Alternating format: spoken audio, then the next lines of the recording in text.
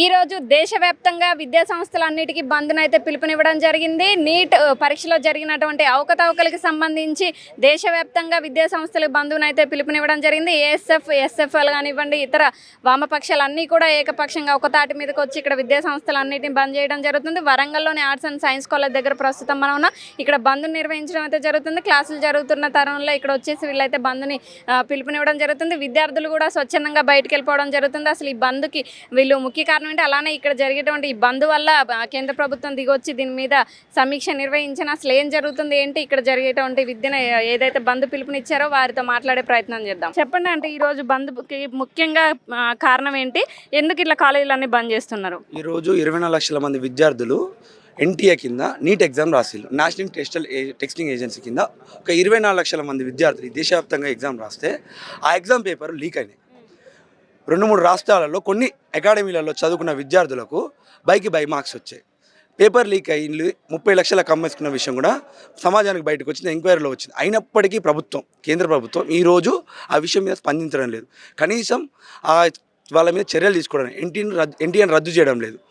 కేంద్ర ప్రధానమంత్రి బయటికి వచ్చి అసలు ఏం జరిగింది, విద్యార్థులకు అసలు ఏం జరిగింది, లీకేజ్లో జరిగింది ఏంటిది, అక్కడ ఈ దోషులు ఎవరు, ఆ దోషులకు ఎలాంటి శిక్ష ఇస్తారన్న విషయాన్ని కూడా ఈరోజు మంత్రి గారు మాట్లాడడం, కేంద్ర ప్రధానమంత్రి గారు, విద్యాశాఖ మంత్రి కూడా ఈ విషయాన్ని నాకు సంబంధం లేని అంశంగా పరిగణిస్తున్నారు. దాన్ని నిరసిస్తూ ఈరోజు దేశవ్యాప్తంగా ఉన్న విద్యార్థి సంఘాలన్నీ బంద్కు పిలుపునివ్వడం జరిగింది.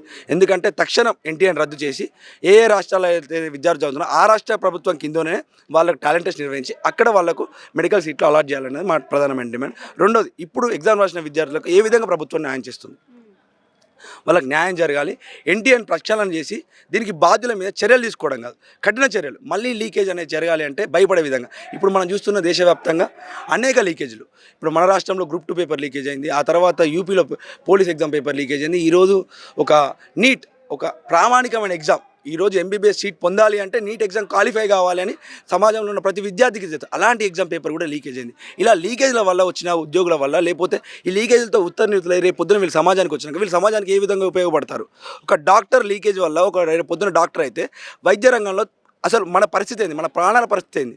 పేద విద్యార్థులకు విద్యను దూరం చేసి కేవలం కొంత డబ్బులున్న వాళ్లకు, లేకపోతే ధనిక వర్గానికి మేలు చేయడం కోసమే ఈరోజు ప్రభుత్వంలో ఉన్న మంత్రివర్గం, ఈ బీజేపీ ప్రభుత్వం ముఖ్యంగా కేవలం పేదలను విద్యకు దూరం చేస్తూ ఉండాలని చెప్పేసి ఇలా చేస్తుందని మేము దాని నిరసనగా ఈరోజు బంద్ని ప్రకటించిన. ఆ బంద్లో భాగంగానే ఈరోజు ఆర్ట్స్ కాలేజ్కి వచ్చి ఇక్కడ ఉన్న విద్యార్థులను అందరినీ స్వచ్ఛందంగా బంద్లో పాల్గొనాలని మేము చెప్తున్నాం. అంటే ఇక్కడ ఒక కాలేజే కదా, మిగతా అన్ని కాలేజెస్ కూడా వెళ్తున్నారు, బంద్ చేపిస్తున్నారు. మరి దానివల్ల పిల్లల క్లాసెస్కి ఇబ్బంది అవదా? రేపు పొద్దున వీళ్ళు ఇక్కడ చదువుకున్నా కూడా రేపు పొద్దున ఎగ్జామ్ రాయాలి. ఎక్కడ పోయినా వాళ్ళు లీకేజ్ సమస్యతోటి ఇబ్బంది పడుతున్నారు. ఇక్కడ చదువుకునే పేద విద్యార్థులకు న్యాయం జరుగుద్దా? ఈరోజు మనం కష్టపడి చదువుతున్నాం. ఈరోజు ఎన్టీఏ నీట్ ఎగ్జామ్ కూడా ఎంతోమంది కష్టపడి చదివారు, కానీ ఈరోజు వాళ్ళకి జరిగింది ఏంటిది? ప్రభుత్వాన్ని మనం ఇలా నిరసన కూడా తెలపనప్పుడు మనకు జరగాల్సిన హక్కులు మనం ఎలా సాధించుకుంటాం? ఇలా నిరసనలో భాగంగా ఈరోజు మేము బంద్కు పిలుపునిచ్చాం. అదే ఈ బంద్కు రావద్దు అనుకున్నప్పుడు మంత్రి గారు, లేకపోతే ప్రధానమంత్రి గారు దీని మీద కనీసం ఒక స్పందన, ఇది జరిగింది, మేము ఈ చర్యలు తీసుకుంటామని ఒక మాట చెప్పుంటే ఈ పరిస్థితి వచ్చేదా? ఈ బంద్కు కూడా ప్రధానమంత్రే కారణం. ఓకే, చూస్తున్నారు కదా, ఏదైతే నీట్ ఎగ్జామ్లో జరిగినటువంటి లీకేజ్కి సంబంధించి కేంద్ర ప్రభుత్వం ఇంతవరకు ఎలాంటి పత్రికా ప్రకటన కానివ్వండి, లేకపోతే ఎలాంటి సూచన కూడా ఇవ్వలేదు. అందుకనే మేము ఈ బంద్కు పిలుపునివ్వడం జరిగింది అన్నారు. మనతో ఇంకొంతమంది ఉన్నారు, వారితో మాట్లాడే ప్రయత్నం చేద్దాం. పీడీఎస్యు జిల్లా కార్యదర్శి నరసింహులు ఉన్నారు. చెప్పండి అంటే ఈరోజు బంద్ పిలుపునిచ్చారు, ఇక్కడ జరుగుతున్నటువంటి క్లాసెస్ అన్నింటినీ బంద్ చేపిస్తున్నారు, మరి వాళ్ళకి ఆటంకం ఏర్పడదా? అసలు దీంతో ఏం సాధిద్దాం అనుకుంటున్నారు? ఈ ఒక్కరోజు క్లాసులు బైకాట్ చేసుకుంటే విద్యార్థులకు నష్టం ఏమి జరగదు. ఎందుకంటే ఈరోజు క్లాసులో బైకాట్ అనేది ప్రభుత్వం చేసినటువంటి చర్యల వల్ల, ప్రభుత్వం అనుసరించినటువంటి నిర్లక్ష్య విధానం వల్లనే ఈరోజు మేము బంద్కు పిలుపునివ్వడం జరిగింది. ఎందుకంటే దాదాపుగా 25 రోజుల నుంచి ఈ దేశంలో ఉండబడినటువంటి విద్యార్థి సంఘాలు, విద్యార్థులు, యువకులు మొత్తం కూడా రోడ్డు మీదకి ఎట్టి రకరకాల పద్ధతుల్లో నిరసన కార్యక్రమాలు తెలియజేయడం జరిగింది. ఎందుకంటే 24 లక్షల మంది నీట్ పరీక్షను రాయడం జరిగింది. యూజీసీ నెట్ పరీక్ష కూడా లీక్ అయింది, నీట్ పరీక్ష లీక్ అయింది. మరి బీజేపీ ప్రభుత్వ హయాంలో ఈ 10 సంవత్సరాల పాలనలో దాదాపుగా 65 పేపర్లు లీక్ అయినటువంటి పరిస్థితిని మనం చూస్తూ ఉన్నాం. కాబట్టి పేద విద్యార్థులు, ఎస్సీ, ఎస్టీ, బీసీ, ముస్లిం మైనార్టీ వర్గాలకు సంబంధించినటువంటి విద్యార్థులు ప్రభుత్వ విద్యాసంస్థలలో, ప్రభుత్వ స్కూళ్ళల్లో చదువుకున్నటువంటి విద్యార్థులు ఈ పోటీ ప్రపంచంలో ఈ పోటీని తట్టుకొని కాస్త కూస్తో మెరిట్ విద్యార్థులు నీట్లో క్వాలిఫై అయ్యి మార్కులు తెచ్చుకొని ఎంబీబీఎస్ చేసి డాక్టర్ అయ్యామన్నటువంటి ఆశల్ని మొత్తం కూడా ఈ పేపర్ లీకేజీ వలన మొత్తం కూడా అడియాసలు అయిపోయినటువంటి పరిస్థితి ఈ దేశంలో కనబడతా ఉన్నది. అంటే ఈరోజు మీరు బంద్ నిర్వహిస్తున్నారు, క్లాసెస్ అన్ని కాలేజెస్ కాదు స్కూల్ అన్ని బంద్ పిలుపునిచ్చారు. దీనివల్ల మీరు చేసే ఈ చర్యల వల్ల ప్రభుత్వం దిగొస్తుందా, అసలు కనీసం వాళ్ళ నుంచి స్పందన వస్తుంది అనుకుంటున్నారా? ప్రభుత్వం దిగి రావాలనే మేము ఈ నిరసన చర్యలలో భాగంగా ఈరోజు బంద్కు పిలుపునివ్వడం జరిగింది దేశవ్యాప్తంగా.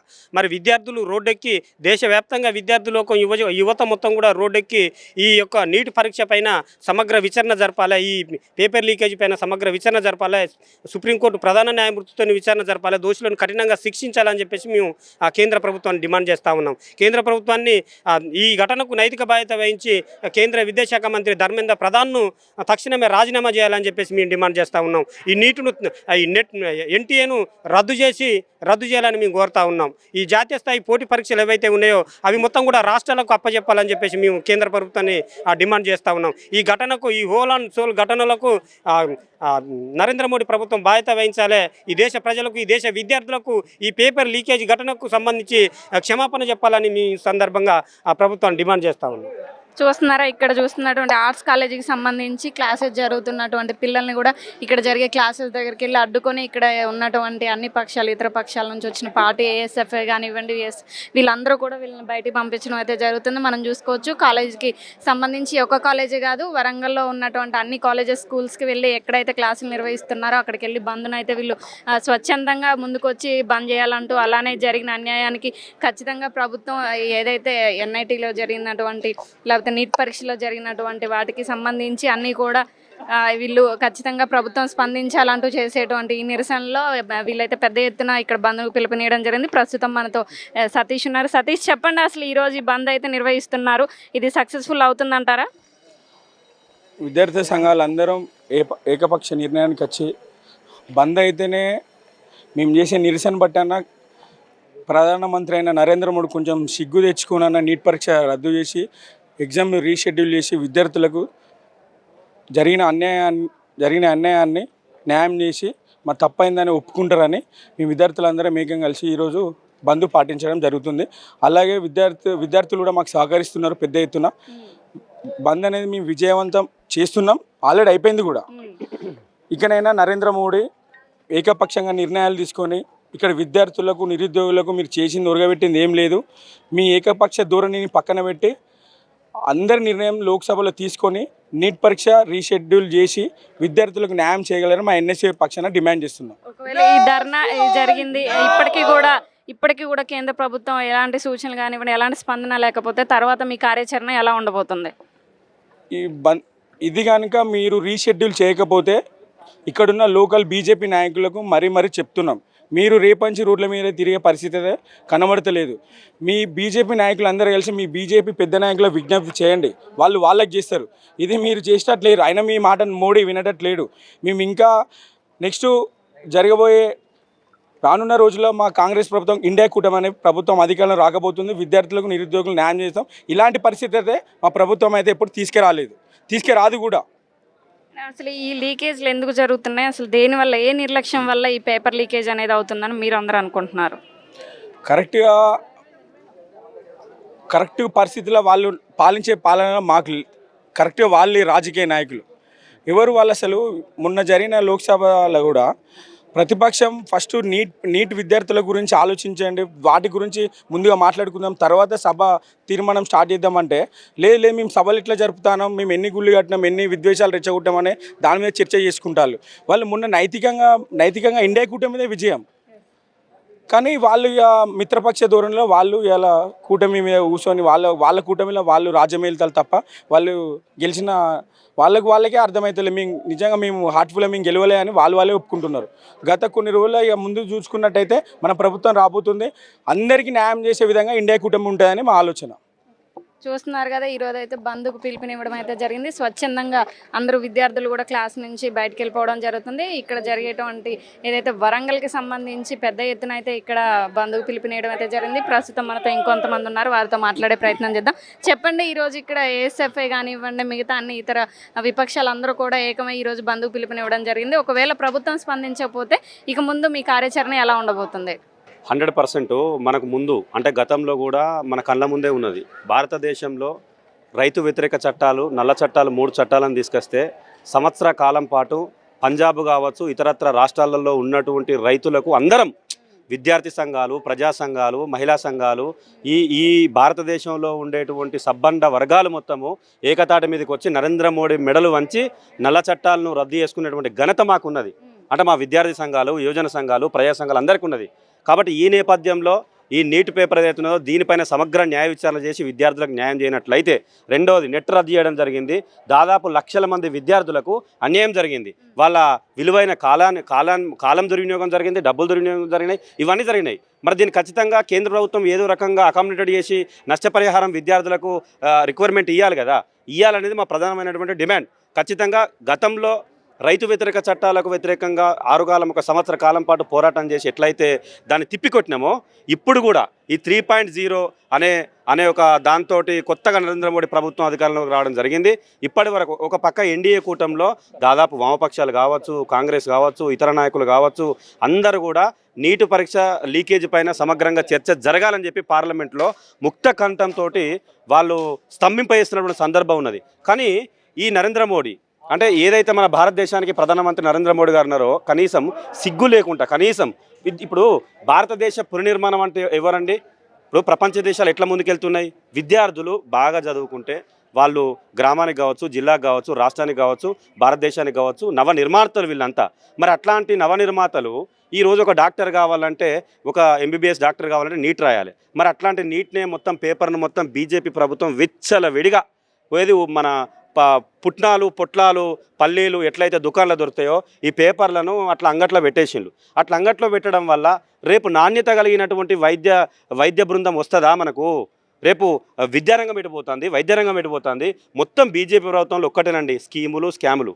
ఈ ప్రభుత్వం దిగిపోయి ఇంకో ప్రభుత్వం వచ్చినప్పుడు వీళ్ళు ఎన్ని స్కాములు చేసిండ్రు, ఎన్ని స్కీములు చేసిండ్రు అప్పుడు అర్థమవుతుంది. కాబట్టి మా డిమాండ్ ఒక్కటే, ఇలా భారతదేశ వ్యాప్తంగా ఏఐఎస్ఎఫ్, ఎస్ఎఫ్ఐ, ఎన్ఎస్యుఐ, పీడిఎస్యు, ఇతర యువజన సంఘాలు భారతదేశ వ్యాప్తంగా మేమందరం ఒక తాటి మీదకి వచ్చి ఒక నిర్ణయం తీసుకుని బంద్కు పిలుపునివ్వడం జరిగింది.